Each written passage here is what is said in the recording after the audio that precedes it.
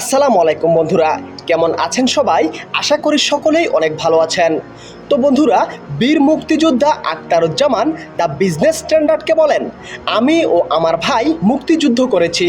আমরা মুক্তিযুদ্ধে গিয়েছিলাম বৈষম্য দূর করার জন্য, কোনো সুবিধা পাওয়ার আশায় না। অযোগ্য হওয়া সত্ত্বেও কোটার জোরে একটা পরিবার থেকে 5 জন মানুষ চাকরি পাবে, আর সারা বছর পড়াশোনা করেও মেধাবীরা বেকার থাকবে। এটা তো মেনে নেওয়া যায় না।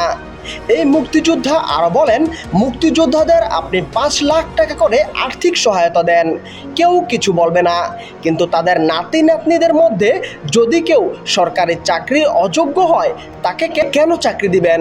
এটা সম্পূর্ণ অযৌক্তিক। যে লক্ষ্য নিয়ে আমরা বন্দুক হাতে নিয়েছিলাম, চলমান কোটা ব্যবস্থা তার বিপরীত।